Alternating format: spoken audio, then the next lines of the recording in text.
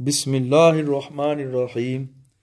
Lesson 2 from Nisab-us-Sarf will be regarding kalima and its various types. So what is kalima? Kalima is every meaningful lafz, every meaningful word is called a kalima. Okay? For example, tiflun, which means child, rajulun, which means man. So that is the definition of a kalima. So what is kalima? Every meaningful lafz, every meaningful word which is called a kalima. Okay, every meaningful word, every meaningful lafz is called a kalima. Now, a kalima is divided into three types, aqsam. In three types, the kalima can either be ism, or it can be fi'l, or it can be a harf. Then a kalima is also divided into six types, aqsam. And the division of kalima into six types is in relation to the amount of letters it has in it. The amount of letters in the kalima. So there's six types. There is thulathi mujarrad. That means it has three original letters only. And then we have got thulathi mazid fi. Three original with extra. Then there's ruba'i mujarrad, which means four original letters only. And then after that you've got ruba'i mazid fi, four original with some extra. With one extra, or could be more. Yeah? And then there is ruba'i mazid fi. Yeah? The fifth type is going to be khumasi mujarrad, five original. It's only got five original letters. Then there's going to be khumasi mazid fi. It will have five original and with extra. Do you understand? Yeah. So these are the six types. Look, 3, then there's 3 plus, 4, 4 plus, 5, 5 plus. Do you get it? What does plus mean? The plus type means it's got extra letter or letters. You understand? Yeah. So if it's a mujarrad only has original letters. If it is a mazid fi, the mazid fi has extra letters or letter. Next, there is haft aqsam, 7 types as well. So letters are divided, kalima is divided into 7 types, the haft aqsam.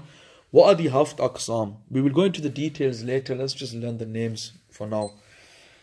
As-sahih, mahmuz, muda'af, mithal, ajwaf, naqis, and lafif. So learn these 7 names. So these are the haft aqsam, the 7 types of words. Now we will go into some detail regarding aqsam, the 3 types which we mentioned first. We mentioned 3 types, then we mentioned 6 types, then we mentioned 7 types. Yeah, can you see? Yeah. So now we're just going to focus on the 3 types. What were the 3 types? Ism, fi'l, and harf. First of all, what is ism? Ism is a noun, a kalima which has a complete meaning, a word which has a complete meaning without joining to another. You don't need to join it to another one in order to give it some meaning. It has a meaning in itself. And secondly, the second thing about it is not linked to any tense. There's no past, present, or future tense. Okay? For example, Zaydun, the name Zayd. Daribun, Daribun is one who hits. Yeah? Mansurun, one who is helped. Now, these words are nouns. They are ism. Why? For 2 reasons. What's the 2 reasons? They have a meaning in themselves. First thing is what? They have their own meaning without having to join with any other word. Yeah. They have a meaning independently. Yeah. And the second thing, what is the second thing regarding these? They don't have a tense. It doesn't tell you about any past, present, or future tense. Number 2, fi'l. Fi'l is a verb. Now a fi'l which is a verb, this has also 2 signs. The first one, basic signs are, the first one is that it has a complete meaning as well. Just like ism. It has a complete meaning and it doesn't need to be joined to any other word. It doesn't need to be joined to any other word. It has a complete meaning itself. So in this sense, is it like an ism? Yes. In this sense, it is like an ism, yeah. In what sense? It has a complete meaning itself and does not need to be joined to any other word. Yeah? Yeah. The second thing, in ism, what did we mention? That it is not linked to a tense. Yeah. But in fi'l, it is linked to a tense. Yeah? It will be linked to a tense. What tense? Like past, present, future. You understand? Yeah. For example, nasara. Nasara means he helped. Has it got a meaning in itself? Yeah. It's got a significant meaning in itself. And is it connected to a tense? Yeah, in this case it is past tense. He helped. Yeah. Or you can have yansuru. He helps or he will help. Which is connected to the present and future. Yeah. So you see, that is with the fi'l. That is with a verb. The third type of word is a particle. The third type of kalima is known as a harf. This does not have a complete meaning on its own. Okay? It needs to be joined to another kalima. It needs to be joined to another kalima. Like an ism or a fi'l. Like the first two types. Because they have a meaning themselves. They have a meaning in themselves. Do they need to be joined to another word? No. Which one does need to be joined to another word? The harf. Which one? The harf. The harf needs to be joined to other words to give it a significant meaning. If you say it on its own, it doesn't really make sense. For example, it has min and it has ila. Min meaning from, ila meaning to. So you can't just say min on its own or ila on its own without joining it to something. Without joining it to other words. Yeah. Yeah. For example, you can say min Makkata ila Basra. For example, yeah, or min Makkah ila Baghdad, from Makkah to Baghdad, yeah, something like that, from one place to another. So you see, you have to join it with an ism or with a fi'l in order to give it significant meaning. So quickly, a recap is ism, a kalima which has a meaning in its on its own, and secondly, does it have a tense? No. Secondly was fi'l. Does it have a meaning on its own as well? Yes, both of these. They don't need to be joined to other words. But does it have a tense in fi'l? Yes. Yeah, past, present or future. That's the difference between ism and fi'l. Harf is completely different. It doesn't have a meaning in itself. It needs to be attached to others. Yeah. Okay, next. There are three types of ism in terms of whether or not it is mushtaq. You're going to find out what that means. Number one is ism masdar. This is like a root word. The ism from which other words, other kalimat are made, but this root word is not made from another kalima itself. You understand? Yeah. For example, nasrun. Nasrun means help. Okay.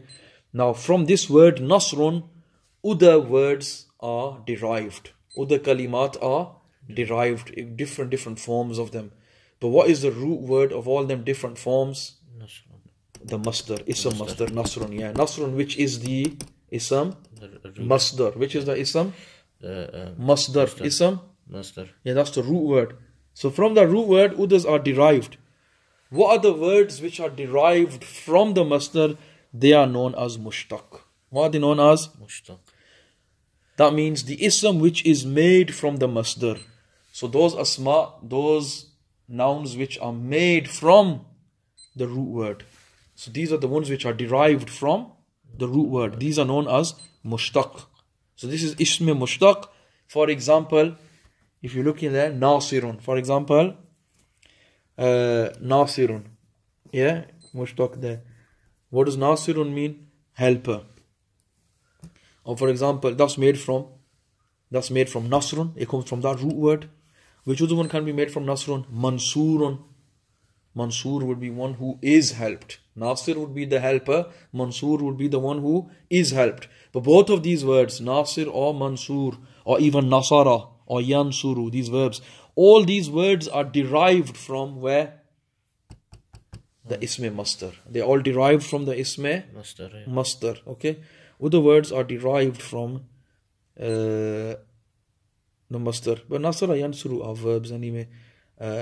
This ism mushtaq is going to be a noun. What is it going to be? A noun. Yeah, like nasir or mansur. So the root comes from the ism masdar, which is nasrun. The third type it mentions here is ism jamid. Which is the third type? Ism jamid. Ism jamid is the one which is not made from another kalima. So, and neither are other kalimat made from it. So it's not like the first two. Why? Masdar was the root word. Other words are made from it. What was the mushtaq? The one which is made from the root word. Do you get it? Yeah. So 1 and 2, they are related to each other, aren't they? How? One, the first time masdar is other words, other kalimat are made from it. Yeah. And what was the ism mushtaq? Mushtaq. It is made from the masdar. From the masdar. Yeah.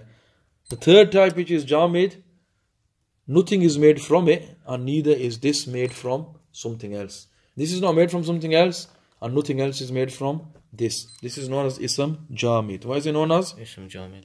Correct. Ism jamid is a kalima from which no other kalimat are made, and neither is this made from another kalima. It's like totally independent. So, for example, Zaidun, Bakrun, which are names, these are not made from another kalima, neither are other kalimat made from these.